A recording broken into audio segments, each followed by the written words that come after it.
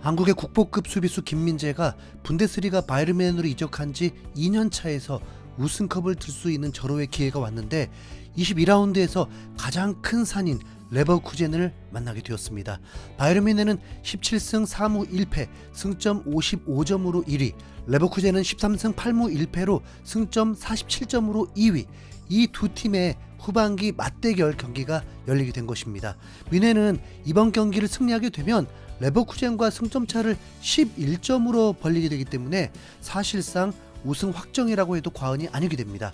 하지만 뮌헨이 레버쿠젠을 상대로 승리한다는 건 매우 버거운 상황입니다. 왜냐하면 뮌헨은 레버쿠젠을 상대로 2년 동안 한 번도 이기지 못했기 때문입니다. 투엘 시절에 1무 1패, 콤파니 감독도 1무 1패인 상황입니다. 컵대회에서 만나서 레버쿠젠에게 0대1로 패배를 당하면서 탈락하게 되었습니다. 챔피언스리그에서도 레버쿠젠은 8위 안에 들면서 16강 진출을 확정지었고 뮌헨은 8위 안에 들지 못하고 플레이오프를 치르게 되었습니다. 하필 이 플레이오프가 레버쿠젠과의 경기 직전 열리게 되면서 뮌헨은 체력적으로 더 불리한 상황에서 레버쿠젠을 만나게 되었습니다. 리그 결승전과도 같은 챔피언스리그 결승전과도 같은 경기입니다. 콤파니 감독은 이 중요한 경기를 위해서 챔스 플레이오프 때 김민재를 쉬게 했습니다. 하지만 그게 쉬게 한 건지 혹시 김민재가 부상으로 뛸 수 없었던 건지는 경기 전 라인업이 나와야만 알 수 있었습니다. 콤파니 감독은 노이어 골키퍼, 라이머, 우파메카노, 김민재, 이토 히로키, 파블로비치, 키미, 무시알라, 코망, 올리세, 케인이 선발 출전하게 되었습니다. 이 중요한 경기에서 이토 히로키를 선택하는 콤파니 감독입니다. 그리고 김민재가 선발 출전하게 되었습니다. 가장 중요한 건 뮌헨이 무실점으로 마치게 하는 게 가장 중요할 것입니다. 김민재의 실수 없이 레버쿠젠의 공격진을 잘 막아내는 게 관전 포인트가 될 것입니다. 경기는 상상 이상의 경기로 흘러갔습니다. 점유율은 뮌헨이 살짝 위였지만 그 점유율이 공격 진영에서가 아니라 하프라인 아래에서 볼을 돌리는 데만 이루어졌고 뮌헨이 공격이 전혀 이루어지지 않고 레버쿠젠은 매우 적극적으로 나오면서 뮌헨이 사실상 밀렸다고 해도 과언이 아니었습니다. 이전에는 레버쿠젠이 지키면서 한 방을 노리듯이 경기하면서 뮌헨을 힘들게 했는데 이번 경기에서는 아예 뮌헨을 한 수 아래로 보는 듯 강력하게 밀어붙였습니다. 마치 레버쿠젠은 이 경기 잡으면 우승 희망이 있다는 듯 매우 적극적이었습니다.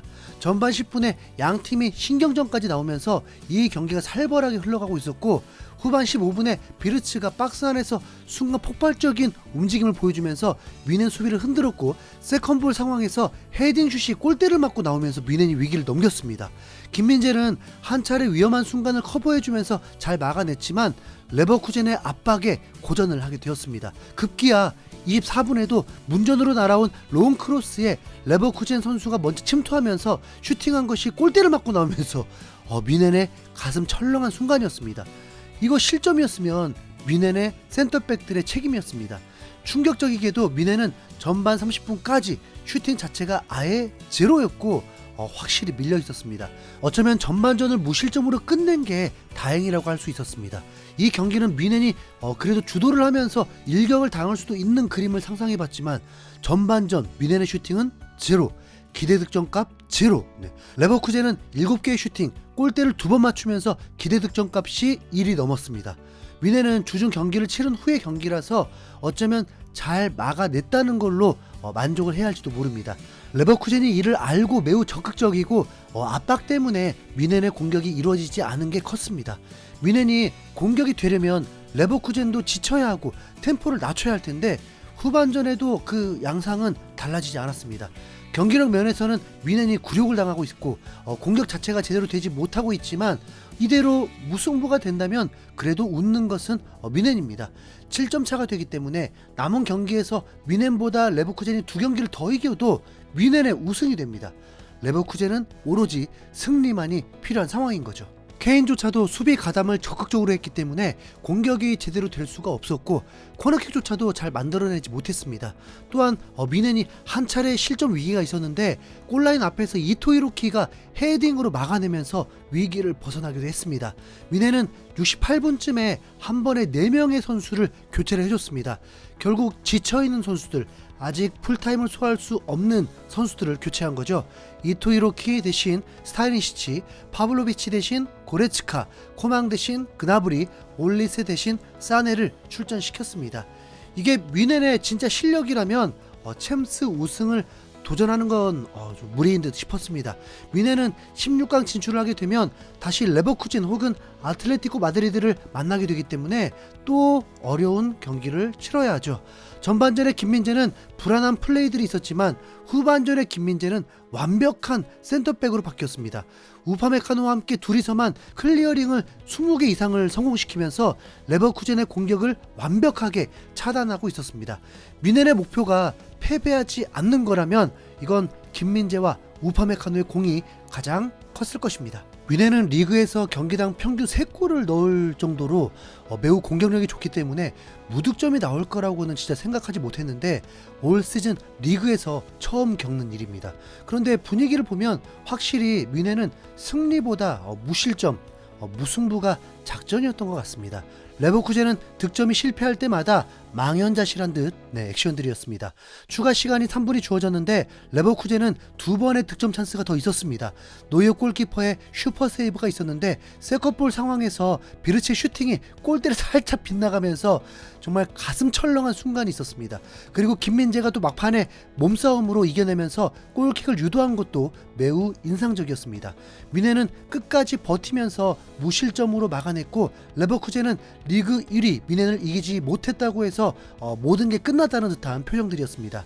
확실히 이 경기가 우승을 판가름할 수 있는 경기였다고 봐야겠죠. 두 팀의 승점은 그대로 8점 차가 유지가 되면서 이제 뮌헨의 리그 우승이 더 가까워지게 되었습니다. 김민재는 이 경기 평점 7.8점으로 전체 1위에 오르게 되는 기염을 토하게 되었습니다. 터치는 팀 전체가 수비적으로 내려오면서 100개 이하가 되었지만 공중볼 경합 100% 성공, 클리어링을 홀로 13개를 했습니다. 위기 순간마다 커버한 것이 13개라는 거죠. 그리고 히트맵을 봐도 뮌헨만의 전술로 하이라인에서 활약할 수 있는 김민재가 아니라 센터백으로서 할 수 있는 모든 부분에서 좋은 선수라는 걸 증명하게 되었습니다. 뮌헨은 챔피언스리그에서 3패를 당하면서 자칫 큰 경기에 약하다고 지적될 수 있었는데 이 챔스 결승전다운 경기에서 수비의 안정감도 돋보인 만큼 앞으로 행보가 더욱 기대가 되었습니다.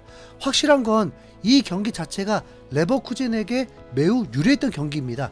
후반기에 선수들이 점점 더 지칠 수밖에 없는 상황에서 뮌헨은 3일 쉬고 레버쿠젠은 일주일을 쉬고 만난 거기 때문에 레버쿠젠이 유리할 수밖에 없었습니다. 이미 토트넘 경기에서 확인되셨잖아요. 토트넘도 정말 많은 경기가 있고 유로파리그 일정 때문에 더 불규칙적으로 선수들이 출전하게 되면서 수비가 불안하니까 결국 무너져 버렸는데 그래도 뮌헨은 확실히 다른 게 이런 어려운 상황에서 무실점을 만들어 버리잖아요. 이게 바로 김민재의 위험이기도 하고요. 뮌헨은 이 어려운 경기를 잘 마무리하고 이제 주중에 또 홈에서 셀틱을 상대합니다. 페노르트만 이겼었다면 이런 플레이오프 2경기를 치르는 일은 없었을 텐데 어차피 컵대회는 탈락했으니까 엄살 부리지 말고 더 높은 곳까지 오를 수 있길 김민재를 응원하겠습니다. 흰수염고래였습니다. 감사합니다.